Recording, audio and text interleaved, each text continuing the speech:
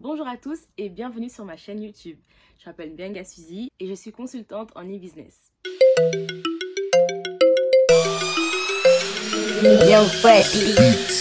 Alors aujourd'hui, on se retrouve pour une nouvelle vidéo. Comme vous aurez pu le voir dans le titre, je vais parler un peu de mon expérience en tant que jeune femme noire dans l'entrepreneuriat en Belgique. D'entrée de jeu, je peux vous dire que mon expérience a été jusqu'à présent. Donc, faut savoir que j'ai commencé à entreprendre à 18 ans en fait, avec Sois l'Afro que tu es. Donc, j'ai co-créé cet événement avec deux amies, Julia et Marie.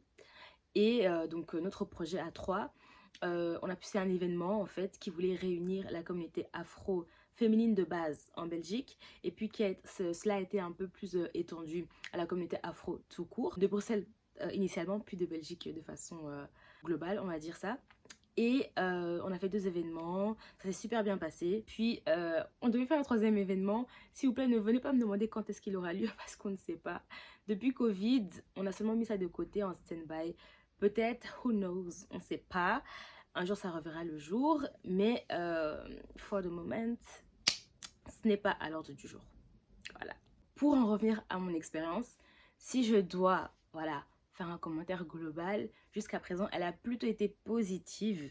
Je pense que c'est parce que j'ai quand même commencé, on va dire, de façon structurée, de par le fait que j'étais scolarisée. Donc, j'ai commencé via l'école. J'ai d'abord eu le statut étudiante entrepreneur dans l'école, dans l'établissement. Donc, il faut le reconnaître déjà auprès de ton établissement avant d'aller chercher à pouvoir avoir une caisse d'assurance, que ce soit, je ne vais pas te dire de nom ici, mais que ce soit voilà, n'importe quelle caisse d'assurance, ton numéro de TVA, et puis d'être vraiment reconnu par l'État, etc., etc. Je vous ferai toute une vidéo à part sur comment devenir étudiante entrepreneur, déjà aux yeux de son établissement scolaire, donc son UNIF ou sa haute école. Et puis par la suite, comment voilà, faire les démarches, entreprendre les démarches pour avoir son numéro de TVA. Il y a un plafond à ne pas dépasser pour ne pas payer de cotisation de cours. Et puis quand tu dépasses ce plafond, pardon, tu arrives à, enfin, tu passes un palier. Et donc si tu fais plus de revenus que cela, pas annuel, tu dois payer une cotisation qui est selon ta caisse d'assurance, ça ne dépasse pas 90 euros. Et après, il y a un autre palier encore, mais ça, c'est comme un palier. Je sais qu'il y a des gens qui l'ont fait, hein. Je sais, des gens que je connais qui l'ont fait, mais il faut y aller, quoi. Il faut y aller. Et comme je vous ai dit, moi, mon but, c'était d'avoir un revenu supplémentaire, un bon revenu supplémentaire. Bon, ça dépendait des mois et les contrats, bien sûr, mais c'était pas forcément de laisser complètement mes jobs étudiants, parce que vous le verrez, je pense que je ferai une vidéo aussi sur mes jobs étudiants, mais j'avais des jobs étudiants qui me mettaient bien, que si j'avais pas toutes les charges que j'avais à la maison. En tout cas, revenons donc à mon expérience en tant que jeune femme noire. Elle a plutôt été positive jusqu'à présent. Mais il faut dire que nous sommes en Belgique. La Belgique, c'est quand même le pays de Léopold, s'il faut dire les termes. Le pays de Léopold. Donc, racisme ici, il est systémique. Vous voyez, c'est très pernicieux. C'est un système mis en place, élaboré. Donc, enfin voilà, c'est ancré dans les mentalités. C'est vraiment inconscient. En fait, même des fois, c'est juste conscient. Pas que les personnes âgées, même les plus jeunes. Bête exemple, plusieurs fois, j'ai déjà eu des rendez-vous dans des endroits. Et puis, t'arrives, l'endroit, il est propre, il est bien, c'est un certain endroit. Et j'allais dire le restaurateur, Itafro, MDR. La personne, le serveur, donc va t'accueillir, mais c'est en mode, oui, mademoiselle, enfin, qui attendez-vous? Est-ce que je peux vous aider? C'est vraiment en mode très hostile. Et puis voilà, tu réponds, oui, j'attends telle personne, j'ai rendez-vous avec telle personne. Ah, ok. Puis la personne te regarde toujours un peu en mode, est-ce qu'elle est sûre qu'elle a rendez-vous ici? En mode, j'ai mal mis l'adresse sur Google Maps, tu vois. Est-ce qu'elle est sûre qu'elle a rendez-vous ici? Puis, dès que mon ou ma potentielle cliente arrive, ça se calme, hein. J'ai déjà vu ça, j'ai déjà assisté à ça plus d'une fois, mais bref. Franchement, je vais pas vous mentir, aujourd'hui, quand je vous dis ça me passe au-dessus. Ça me passe au-dessus parce qu'en fait, on a d'autres problèmes. On a d'autres choses à gérer. On vise d'autres choses, d'autres niveaux, d'autres objectifs, en fait. Aujourd'hui, c'est plus quelque chose qui peut me toucher, mais je sais que pour une personne qui souhaite entreprendre pendant ses études, ça peut être allez, quelque chose qui va le déranger au départ, il va se dire oui mais pourquoi tic, pourquoi tchac. Écoutez, c'est la vie, c'est le game. On reste dans un pays qui ne nous appartient pas en fait. Donc entre guillemets, j'ai envie de dire, on n'est pas chez nous. Donc voilà, that's life. Mais tu apprends et tu grandis à travers cela. Alors maintenant, je vais vous parler de mon rapport que j'ai pu développer avec mes potentiels clients. C'est-à-dire que quand tu es déjà une femme noire, mais déjà jeune, en fait, hormis le fait que je sois une femme noire, déjà le fait que tu sois jeune, la jeunesse, le fait que tu sois jeune, les gens, hommes comme femmes, veulent t'exploiter.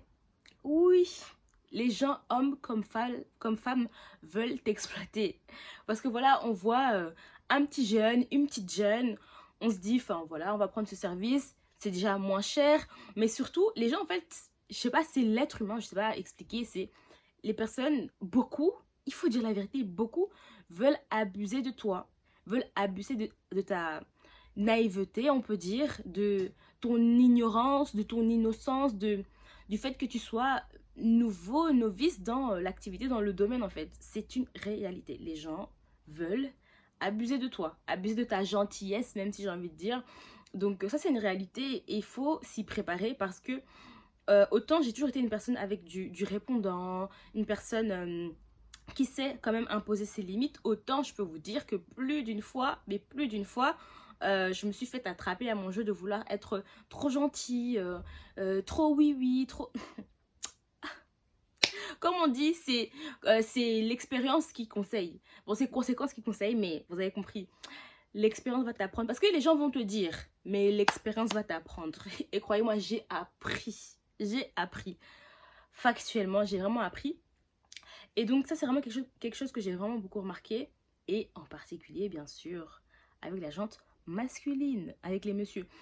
Les hommes, vraiment, je sais pas, ils voudront toujours plus t'exploiter même qu'une femme. C'est-à-dire que quand mon client, ma cliente, voilà, ce que ce soit un homme ou une femme, je vais pas dire... En fait, tout ça, c'est des exemples que je vous donne, mais ça reste des minorités. Hein. S'il faut dire la vérité, c'est que, Ayewa, 90% des clients que j'ai eu jusqu'à aujourd'hui, c'était des crèmes. Quand même, il y a pu avoir des petits soucis. Et c'est normal, en fait, parce que tu dois satisfaire le client. Tu dois faire en sorte de trouver les solutions, de solutionner, en fait, pour pouvoir le satisfaire. Enfin, voilà, quand même, j'ai déjà eu tout ça. Il faut que je le dise. Non, vraiment, la plupart de mes clients que j'ai rencontrés de 2019 à aujourd'hui, février 2023, top. Enfin, je veux dire, sinon, j'aurais pas eu une bonne expérience, en fait. Et pourtant, là, je peux le dire, aujourd'hui, j'ai plutôt eu une bonne expérience. Mais il faut aussi tomber sur des, on va dire, des clients vraiment, entre guillemets, malveillants pour aussi pouvoir contrecarrer les prochains qui essaieront de venir, en fait.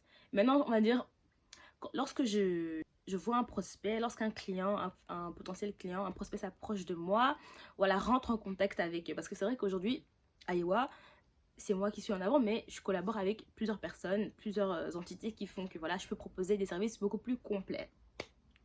Quand ils vont s'approcher d'Ayewa, donc de notre structure, ben, en fonction de comment ils sont, je peux déjà très vite percevoir si c'est un client ou une cliente avec qui ça va le faire, ou bien si c'est mieux qu'on propose et on redirige vers une autre agence qui propose les mêmes services et mieux encore. Et non, en effet, je vais le sentir. Et ça, il n'y a que l'expérience qui permet d'eux, en fait. Si je n'étais pas passée par tout ce par quoi je suis passée, je ne pense pas qu'aujourd'hui, ben, je pourrais percevoir cela assez rapidement. S'il faut dire une chose que j'ai beaucoup remarqué en étant étudiante entrepreneur, c'est que vous allez tomber sur plusieurs catégories de personnes, plusieurs profils de personnes. Et parmi ces profils-là, je peux en dissocier plusieurs, mais on va dire deux. Il y a ceux qui sont vraiment, entre guillemets, émerveillés par le fait que vous entrepreniez durant vos études et qui voudront vraiment vous envoyer de la force, vous donner un coup de pouce, vous recommander, prendre même vos services, vraiment juste pour, voilà, vous encourager, et ainsi de suite. Et puis, il y a vraiment d'autres, je sais pas comment expliquer, ils vont se dire peut-être, ok, elle entreprend là pendant ses études, mais peut-être après, lorsque il ou elle termine, ça peut vraiment prendre, ça peut vraiment bien péter, etc. Et donc, il faudrait que je reste à côté, on sait jamais, ci ou ça. Mais c'est très bizarre, en fait, parce que ça peut être même des clients qui vont prendre tes services uniquement pour pouvoir dire plus tard que ah, j'ai pris ces services à tel moment, ou bien ah, j'ai commencé, j'étais une de ses premières clientes. Vous voyez, il y a aussi cet aspect. Donc ça peut être des clients un peu particuliers, je sais pas comment expliquer, mais vous pouvez vraiment le sentir en fait lorsque vous allez travailler, collaborer avec eux. Et il y a des clients qui, vous allez voir, qui aiment vraiment beaucoup travailler avec les étudiants parce que c'est moins cher. Parce que c'est moins cher et parce qu'ils se disent que comme c'est des étudiants, comme c'est que des étudiants, on va pouvoir un peu leur marcher dessus. Des fois, tu dis même, je sais pas si c'est inconscient, parce qu'il y en a, ils ont l'air d'être très conscients de ce qu'ils font, mais il y a vraiment des personnes qui se disent que, bon, il ou elle est étudiant, euh, c'est bon, on va lui faire la misère en fait. Faites très attention à ça. C'est pour ça que très vite, il faut vous imposer vos propres limites. Ce que vous acceptez de faire ou ce que vous n'acceptez de ne pas faire. Parce que sinon, vous allez en voir de toutes les couleurs. Toutes les couleurs. Dehors, c'est chaud, hein. Les gens ne sont pas gentils. Oh, je vous dis, les gens ne sont pas gentils. Les gens ne sont pas là pour être vos camarades. Ils veulent vos services le moins cher possible. Ils veulent vos services le moins cher possible. Et attention, ils veulent le meilleur service, la meilleure qualité de service possible. Non, vraiment, il faut vivre pour pouvoir parler. J'ai vu des choses, je dis seulement, si c'est pas Dieu, c'est qui? Si c'est pas Dieu, c'est qui, franchement? Parce que, dites-vous bien, ok, franchement, je peux le dire, 90% des clients que j'ai eu de 2019 à aujourd'hui 2023, c'était positif. C'était vraiment, bien sûr, il y a toujours peut-être des petits couacs, des petits hicks en route. Mais sinon, dans l'ensemble, ça a été des projets que j'ai été contente d'accompagner, de développer, voilà, en collaboration avec le client. Bon, donc c'est moi plutôt à qui il fait appel pour la collaboration. Enfin voilà, c'est des projets sur lesquels j'ai surkiffé travailler pour la plupart. Mais il y a des projets aussi sur lesquels aussi je me serais bien abstenue de travailler. Ah oui. Et mais il y a des clients, heureusement que j'ai eu l'esprit, en fait. J'ai eu la sagesse d'esprit que de dire non, désolé, je ne peux pas travailler avec vous pour... Dieu seul sait quelle raison. Voilà, tu donnes une raison, mais voilà, tu peux pas, tu ne peux pas. Parce que, une chose que vous allez devoir comprendre, hein, moi je pense que c'est, peu importe dans quel domaine vous allez vouloir entreprendre durant vos études, et je pense en particulier si c'est le digital, il faut que vous sélectionnez vos clients, que vous sélectionniez vos clients. Ne jouez pas, il faut vraiment que vous les sélectionniez avec beaucoup de minutie. Parce que, ok, à un moment, vous savez, il y a des clients qui vont arriver, ils vont se dire, elle est étudiante, déjà si elle fait ça, c'est parce qu'elle a besoin d'argent. Donc eux, ils sont directement dans ce mindset-là, en fait. Vous voyez, donc ils réfléchissent comme ça. Donc ils vont se dire que, oh mais elle va de toute façon accepter parce qu'elle a besoin d'argent. Attention, hein, attention, moi j'ai toujours dit, je n'ai jamais manqué où dormir. J'ai toujours eu un toit sur ma tête, merci Seigneur. Donc, c'est pas n'importe quoi je vais prendre, c'est pas n'importe qui va me parler de n'importe comment, parce que ça aussi, c'est des réalités en fait. Il y a des clients, tu tournes sur eux, tu te dis, mais en fait, mon propre parent ne me parle pas comme ça. Le rapport, je vous dis, il y a le fait que, déjà, tu sois une femme, donc il y a des hommes, ils se permettent des choses, une femme noire de surcroît, mais l'âge, quand tu es jeune, les gens vont se permettre des choses qu'ils ne se permettraient pas avec des gens de leur âge ou des personnes plus âgées. Donc c'est vraiment à toi d'imposer tes limites, sinon tu vas en voir de toutes les couleurs. Toutes les couleurs. Entreprendre quand tu es jeune, ah mon cher. Mon cher.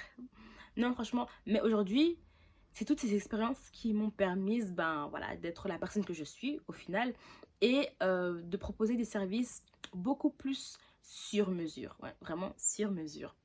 Donc voilà, j'espère que cette vidéo vous aura plu.